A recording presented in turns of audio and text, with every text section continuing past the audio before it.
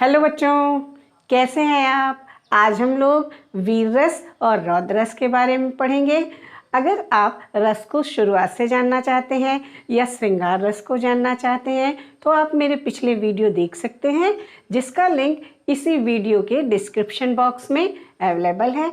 अगर आप वीर रस और रौद्र रस को जानना चाहते हैं तो बने रहिए मेरे साथ। मैं हूँ अर्चना श्रीवास्तव और आप देख रहे हैं ऑनलाइन।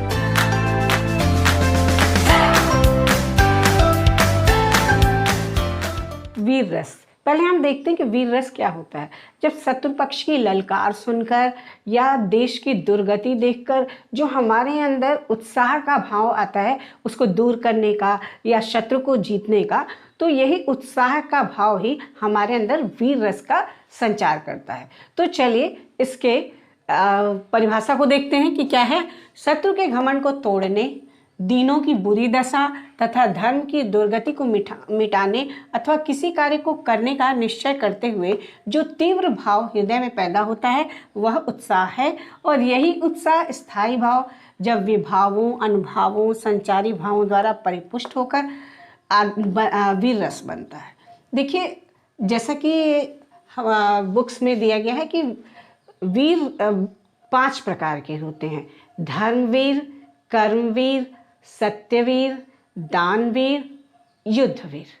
लेकिन इसमें से मान्यता सिर्फ दानवीर, दयावीर और सिर्फ युद्धवीर को ही मिला है। तो और उसमें भी युद्धवीर को प्राथमिकता इसलिए दिया जाता है कि दानवीर में या दयावीर में हम सिर्फ अपनी संपत्ति आदि को देते हैं, दूसरों को दान करते हैं, और युद्ध में तो अपने प्राण तक को न्यौछावर करते हैं। इसलिए युद्धवीर को ज़्यादा प्राथमिकता दी गई है, जिसके कारण बाकी सारी चीज़ें अब पुस्तकों तक ही सीमित हो गई हैं। तो हम लोग वीर रस का एक उदाहरण देखते हैं। उस काल जिस ओर वह संग्राम करने को गया, भागते हुए अरिवृंद से मैदान खाली हो गया। जैसा कि मैंने आप लोगों को पहले भी बताया था कि अगर मुझे कोई भी रस को जानना है या रस को पहचानना, थोड़ा सा उसका अर्थ अगर हमें कहीं से उसका लिंक मिल जाए तो हमें ज़रूर ध्यान देना होगा, तभी हम उस रस को समझ सकते हैं या उसके बारे में कुछ बता सकते हैं। तो ये जो कविता है ये अभिमन्यु के युद्ध के समय की है, जब महाभारत में अभिमन्यु युद्ध कर रहा था। तो उस समय उसके लिए कहा गया है कि उस समय वो जिस ओर संग्राम करने के लिए, युद्ध करने के लिए गया, भागते हुए अरिवृंद, अरिवृंद मतलब शत्रुओं के समूह का मैदान ही खाली हो जाता था। इतना बड़ा वीर था, इतना अच्छा युद्ध करता था, युद्धवीर था कि मैदान ही खाली हो जाता था, शत्रु पक्ष भाग खड़ा होता था। तो अब देखिए, ये जो इसको पढ़ने से हमारे मन में, क्योंकि अभिमन्यु की उम्र छोटी है और वो बड़े बड़े महारथियों से युद्ध कर रहा है और मैदान खाली होता जाता है, तो हमारे अंदर भी उसके युद्ध को लेकर उत्साह का भाव आता है। तो इसमें जैसा कि स्थायी भाव हम जानते ही हैं कि वीर रस का स्थायी भाव उत्साह है, तो उत्साह तो है ही।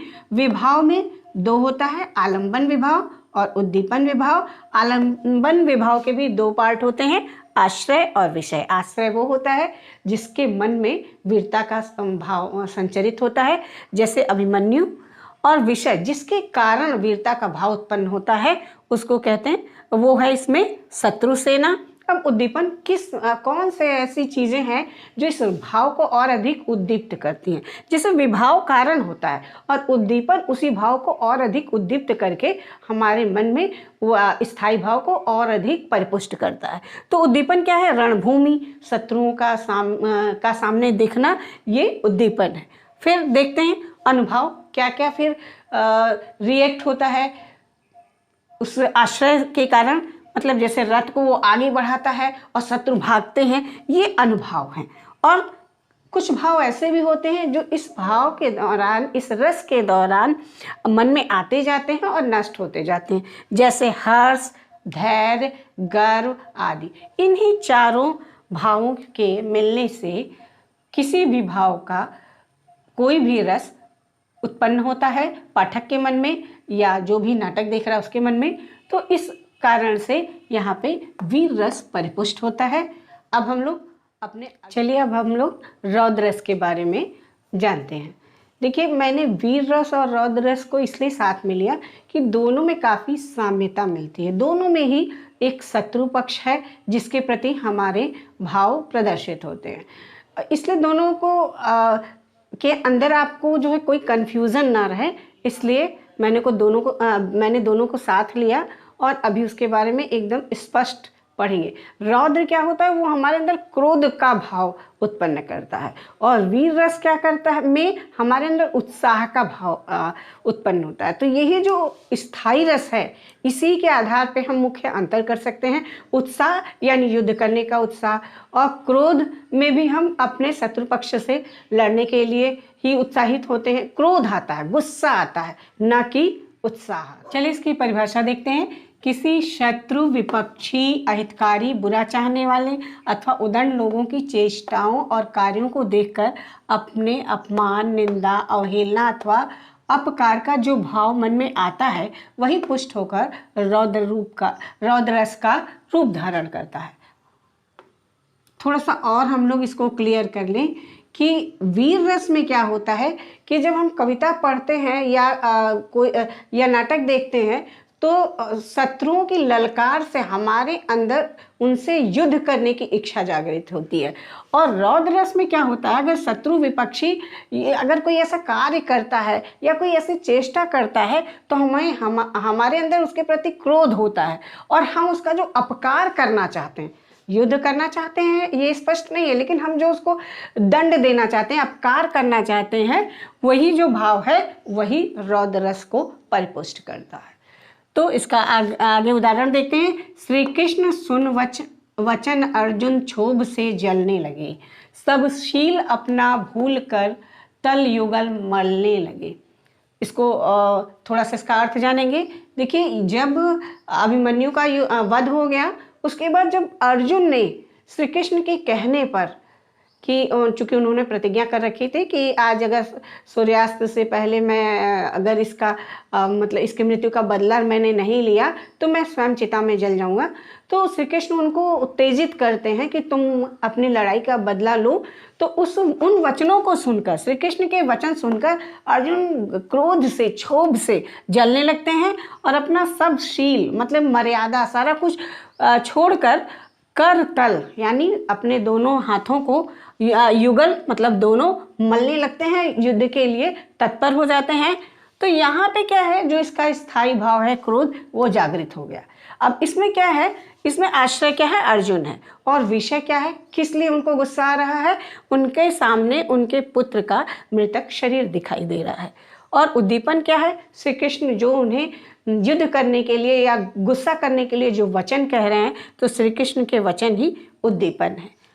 और अनुभाव क्या है, इसके प्रति जब ऐसा होने पर, ये भाव उत्पन्न होने पर उनकी त्योरी चढ़ जाती है, यानी उनकी भौहें चढ़ जाती हैं, गर्जन तर्जन करने लगते हैं, अपने करतल मलने लगते हैं। तो ये है अनुभाव। और संचारी भाव क्या है, उग्रता यानी गुस्सा, आवेग, और उसके साथ गर्व भी कि मैं कर सकता हूँ इसको, अभी मैं क्षण भर में इस पूरी सेना का सफाया कर सकता हूँ। तो ये जो है हमारा, तब अब यहाँ पे ये रौद्र रस परिपूर्ण होता है। तो मैंने पूरा प्रयास किया है कि आप वीर रस और रौद्र रस में अंतर जान सकें। अब कुछ हम लोग इसके प्रश्नों को भी देखें, कुछ काव्य पंक्तियों को हल करते हैं कि उसमें कौन सा रस है। देखिए, पहला लिया है मैंने, बुंदेले हर बोलों के मुख हमने सुनी कहानी थी, खूब लड़ी मर्दानी वह तो झांसी वाली रानी थी। इसके बारे में हम लोगों को कुछ ज़्यादा जानना नहीं, क्योंकि हम लोग ऑलरेडी झांसी की रानी के बारे में जानते हैं, जिसने 1857 की क्रांति शुरू की थी। तो इसमें पहले अब हमको देखना है कि अगर कौन सा रस है। कविता की पंक्तियों को पढ़कर हमें अपने पुराने गौरव की याद आ रही है, हमारे अंदर उत्साह आ रहा है कि हमारे देश में भी अगर कुछ भी परेशानी आ रही है तो हम लोग उसके विरुद्ध लड़ें। तो ये उत्साह आ रहा है, यानी कि ये वीर रस है। और इसमें अब विभाव क्या है, तो विभाव क्या है इसमें आश्रय क्या है, हम पाठक जो लोग इसको पढ़ रहे हैं। और विषय क्या है, झांसी की रानी, जिसके कारण हमारे मन में ये भाव उत्पन्न हो रहे हैं। अब उद्दीपन क्या है, उद्दीपन हमारी आज की स्थिति, देश की स्थिति, या हमारे अंदर कुछ करने का जो की इच्छा, और सामने किसी प्रकार की परेशानी कोई दिख रही है, तो ये है हमारा उद्दीपन। अब देखते हैं कि अनुभव, जैसे हमारे हाथों का उठना, नारे लगाना या अपने युद्ध दिखाना, जैसे कि कविताओं से अगर रिलेट करें तो, और शत्रुओं की ललकार, ये सब है हमारा अनुभव।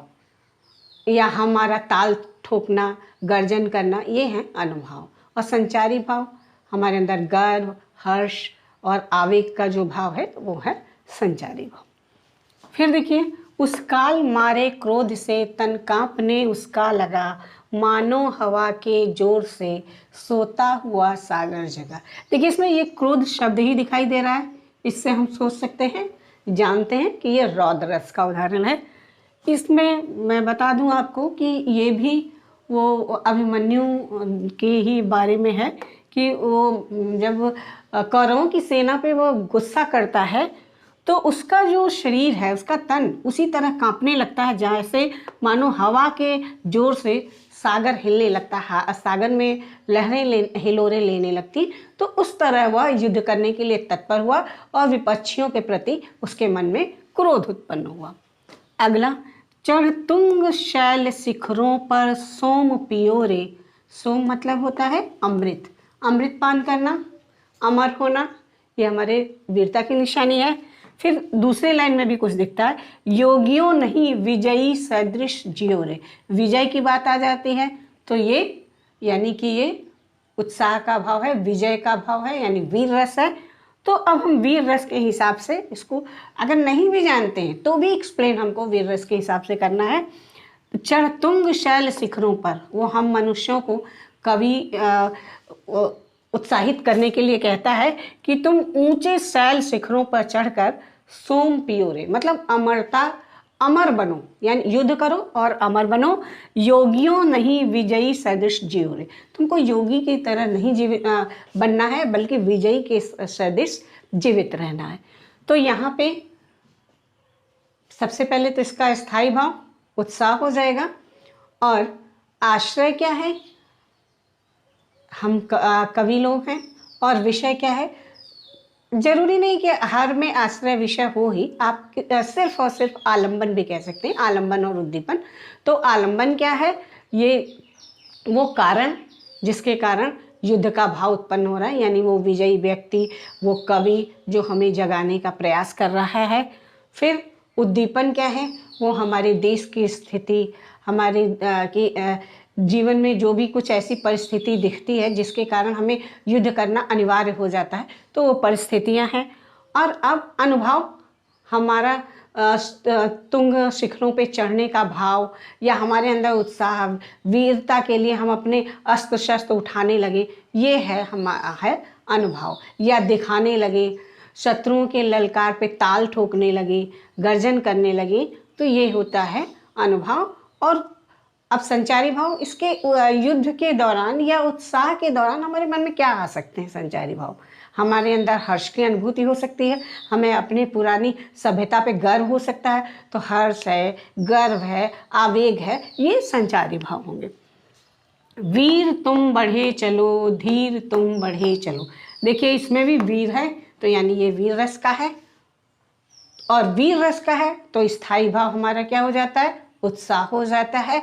और विभाव में आलंबन और उद्दीपन हम देखते हैं, क्योंकि जरूरी नहीं, मैंने आपको बताया कि आश्रय विषय वाली बात जरूरी नहीं है, बस हमको ये जानना चाहिए आलंबन का मतलब एक कारण, उसको दो पार्ट में बांट दिया कि एक किसके मन में होता है और किसके कारण होता है। वैसे आलंबन शब्द का मतलब ही है कारण, किस कारण से। तो वीर तुम बढ़े चलो, कभी ये दिखाई देता है, कभी अदृश्य होता है, लेकिन इसको हमें वो जो वीर रस के बारे में हमने और अन्य कविताएं पढ़ी हैं उसके आधार पे हम इसको कर सकते हैं। तो इसमें चूंकि ये कवि हमसे कह रहा है कि वीर तुम बढ़े चलो, धीर तुम बढ़े चलो, तो ये इस आलंबन क्या है, वो कवि है, और उद्दीपन क्या है, वो सामने की स्थिति हमारे देश की, या जहां हमारे युद्ध करने के लिए कभी हमको ललकार रहा है तो या हमें प्रेरित कर रहा है, तो वो ही पक्ष क्या है, वो उसका उद्दीपन से। अनुभव यानी हम क्या करते हैं, हम अपने अस्त्र शस्त्र उठाते हैं, शत्रु को ललकारते हैं, गर्जन करते हैं, ये अनुभव है। और फिर वही संचारी भाव की हम बात करेंगे, जिसके अंदर गर्व, हर्ष, आवेग ये आ जाता है। कौशिक सुनहु मंद यह बालक, कुटिल कालवश निज कुल घालक। देखिए, इसमें कौशिक वो विश्वामित्र जी को कह रहे हैं और परशुराम जी कह रहे हैं। ये वहाँ का अंश है जब रामचंद्र को लेकर विश्वामित्र जनकपुरी में गए हैं, वहाँ पे धनुष टूट गया है और नाराजगी जाहिर कर रहे हैं परशुराम जी, और लक्ष्मण उनका बार बार हर बात पे चपलता से उत्तर दे रहे हैं, जिससे उनको क्रोध आ गया है। तो वो कहते हैं कि लक्ष्मण के बारे में, हे कौशिक सुनो, ये जो बालक है लक्ष्मण, ये मंदबुद्धि बालक लगता है, कुटिल, बहुत कुटिल है और काल के वश में हो गया है और अपने ही वंश को खत्म करने पे लगा हुआ है। अब मेरे इस बात से अब आप ये समझिए ये कौन सा रस है। सबसे अच्छे आंसर को मैं पिन करूँगी। पढ़ाई करते रहिए।